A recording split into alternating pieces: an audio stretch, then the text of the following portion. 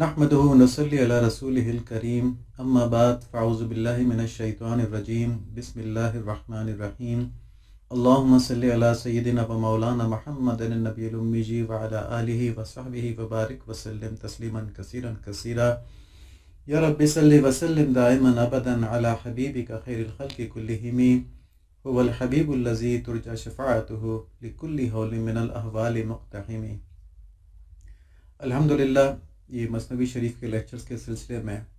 ہم اپنی زندگی کے مقصد کو جاننے کی کوشش کر رہے ہیں اور اس مقصد کو حاصل کرنے کے طریقوں پر بات کر رہے ہیں۔ اب تک کے لیکچرز میں ہم نے اللہ کے فضل و کرم سے اپنی زندگی کی حقیقت اور اس کی اصل قیمت کے بارے میں بہت سی اہم باتیں دیکھیں، اور ان سب باتوں کا خلاصہ یہ ہے، لب لباب یہ ہے کہ ہماری اس دنیاوی پیدائش کا مقصد دنیا کی لذتوں کی خواہشات کا مقابلہ کر کے اللہ کریم کی اطاعت اور ان کے قرب کی جستجو میں لگے رہنا ہے، ٹھیک، یہ بہت اہم بات ہے، کیونکہ ہم اس لیے نہیں پیدا ہوئے کہ ہم یہاں پہ کھائیں پئیں، موج کریں، مزے کریں، حتیٰ کہ جانور جو پیدا کیے گئے ان کا بھی ایک مقصد ہے، جیسے گائے بیل جو ہیں، مویشی جو ہیں، یہ انسان کی خوراک کے لیے پیدا کیے گئے ہیں، اور اسی طرح دیگر مخلوقات کا بھی اپنا اپنا مقصد ہے۔ تو انسان کو کھیل کود کے لیے نہیں پیدا کیا گیا، کس لیے پیدا کیا گیا ہے؟ کہ اللہ تعالیٰ کی اطاعت کرے، اور اس اطاعت سے مقصد کیا ہے؟ پہلی چیز یہ ہے کہ دوزخ سے نجات مل جائے، یہ انسان کا اپنا فائدہ ہے، اس میں انسان کا اپنا فائدہ، اس کی اپنی ضرورت ہے، اس کی ایک بیسک نیڈ ہے یہ کہ وہ آخرت میں دوزخ کے عذاب سے بچ جائے۔ اگر نہیں بچ سکا تو پھر اس کا بڑا ہی برا انجام ہے۔ تو جو آدمی اپنی ضرورت کے تحت دین پر عمل کر لے گا وہ انشاءاللہ کامیاب ہے، اس کو بہت بڑی کامیابی مل گئی، کیونکہ وہ ایک ہمیشہ کے عذاب سے بچ گیا۔ لیکن ایک تو ہوتی نا ضرورت، اور ایک ہوتی ہے حرص، لذتوں کی حرص، آسائش کی حرص، مقامات کی حرص، بلندی کی حرص۔ تو اس حرص کے طور پہ اللہ تعالیٰ نے کیا رکھا ہے کہ جو اپنے دوزخ سے بچنے کی ضرورت کو پورا کر لے، اس کے لیے آگے ایک وسیع میدان ہے اللہ تعالیٰ کے قرب کی جستجو کرنے کا۔ تو یہ ہمارا اصل مقصد ہے کہ ہم اللہ تعالیٰ کے قرب کی جستجو میں لگے رہیں، تو دوزخ سے انشاءاللہ خود بخود نجات مل جائے گی، اور پھر آخرت میں اور اس زندگی میں بھی ہمیں بہترین چیزیں مل جائیں گی۔ جو کوششیں ہم دنیا میں کرتے ہیں اس کی بنیاد پر ہمارا آخرت میں حساب کتاب ہوگا، اور اسی حساب کتاب کی بنیاد پر دوزخ سے نکل کر ہم اعلیٰ ترین جنتوں کے حامل ہو سکتے ہیں۔ تو اس سلسلے میں اللہ کریم کی رضا حاصل کرنے اور ان کے قریب ہونے کا جو واحد راستہ ہے، یعنی آپ صلی اللہ علیہ وآلہ وسلم کی کامل اتباع، اس کی تفصیلات ہم دیکھ رہے ہیں، اور اب تک ہم نے سورہ آل عمران کی آیت نمبر 164 کی روشنی میں نبی صلی اللہ علیہ وآلہ وسلم کے 4 نبوت کے کاموں میں سے 3 کے بارے میں تفصیلات دیکھی ہیں، اور ان تینوں کا تعلق علم سے ہے۔ تو یہاں پر ہم اس آیت کو دوبارہ دیکھ لیتے ہیں۔ سورہ آل عمران کی آیت نمبر 164 ہے، لَقَدْ مَنَّ اللَّهُ عَلَى الْمُؤْمِنِينَ إِذْ بَعَثَ فِيهِمْ رَسُولًا مِّنْ أَنفُسِهِمْ يَتْلُو عَلَيْهِمْ آيَاتِهِ وَيُزَكِّيهِمْ وَيُعَلِّمُهُمُ الْكِتَابَ وَالْحِكْمَةَ وَإِن كَانُوا مِن قَبْلُ لَفِي ضَلَالٍ مُّبِينٍ۔ حقیقت یہ ہے کہ اللہ نے مومنوں پر بڑا احسان کیا کہ ان کے درمیان انہی میں سے ایک رسول بھیجے۔ اس کو اللہ تعالیٰ نے اپنا احسان بتایا ہے، اور رسول کیا کرتے ہیں؟ جو ان کے سامنے نمبر 1 اللہ تعالیٰ کی آیتوں کی تلاوت فرماتے ہیں، نمبر 2 انہیں پاک فرماتے ہیں، یعنی ان لوگوں کو پاک فرماتے ہیں، نمبر 3 انہیں کتاب کی تعلیم دیتے ہیں، نمبر 4 انہیں حکمت کی تعلیم دیتے ہیں، جبکہ یہ لوگ اس سے پہلے یقیناً کھلی گمراہی میں تھے۔ تو 3 چیزوں کی بات ہو چکی ہے جن کا تعلق تعلیم سے ہے، کہ آیتوں کی تلاوت کا بتانا، یعنی آیتیں کس طرح پڑھنی اور آیتیں کیا ہیں، ان کی تعلیم دینا، اور حکمت کی تعلیم دینا۔ اور آج ہم انشاءاللہ چوتھی بات کا تعارف کریں گے کہ وزکیہ فرماتے ہیں ان کا، انہیں پاک فرماتے ہیں۔ اور ان 4 کاموں کے ساتھ جس نے فائدہ نہیں اٹھایا وہ پہلے بھی گمراہی میں تھا، وہ آئندہ بھی گمراہی میں رہے گا۔ اور اس آیت کے اندر اللہ تعالیٰ نے اس بات کو کہ نبی صلی اللہ علیہ وآلہ وسلم کو مبعوث فرمایا ہے، اس کو اپنا بہت بڑا احسان بتایا ہے انسانوں کے اوپر، کیونکہ آپ صلی اللہ علیہ وآلہ وسلم ایسے نبی ہیں جو مومنین کو اللہ کی کتاب، اس کے الفاظ کی تلاوت کا طریقہ، اس کی آیات کے معنی بتلاتے ہیں، اور اس کے ساتھ اللہ کریم کی رضا کے مطابق زندگی گزارنے کے لیے کتاب اللہ کے احکامات کی تفصیل کے علاوہ دوسرے ضروری احکامات اور حکمت بھی تعلیم کرتے ہیں، اور یہ سب مل کر ایک بہترین اور کامیاب زندگی گزارنے کے لیے مکمل ہدایت کا نظام بن جاتے ہیں۔ پھر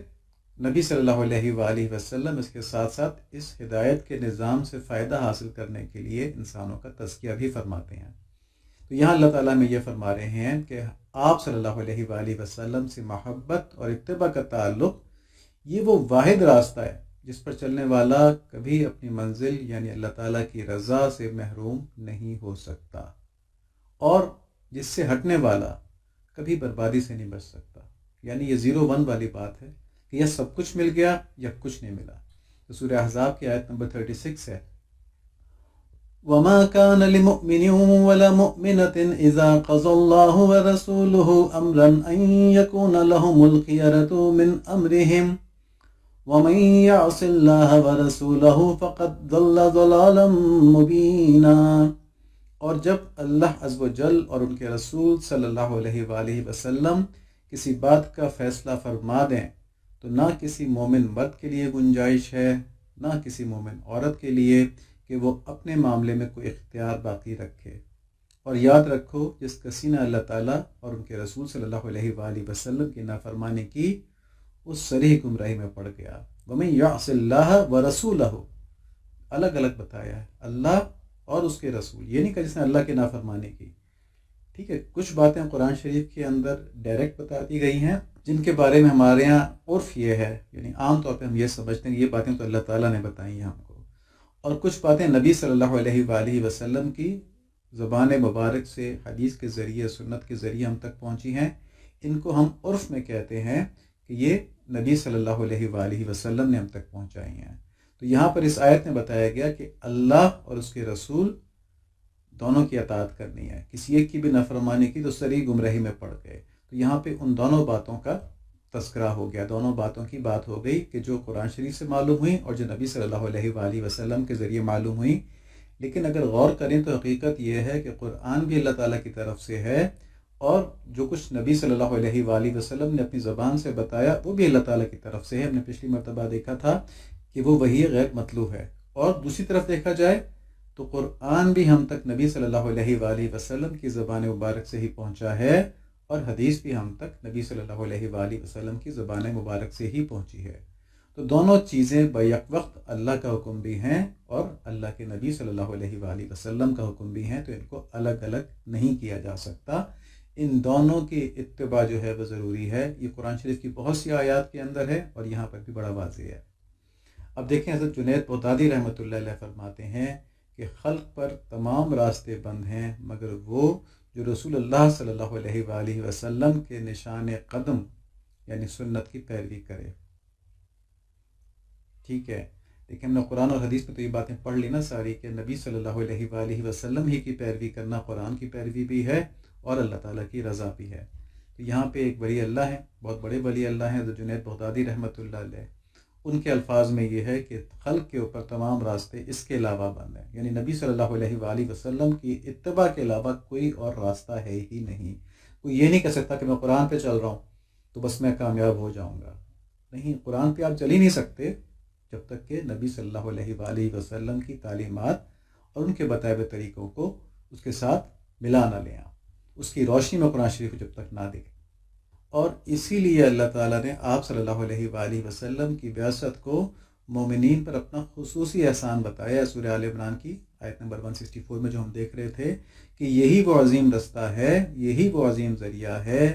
یہی وہ عظیم طریقہ ہے جس سے مومنین پر اپنے رب کی قربت کے مقامات کھلتے ہیں، اس کے راستے کھلتے ہیں۔ اور یہ رب کا جو قرب ہے نا،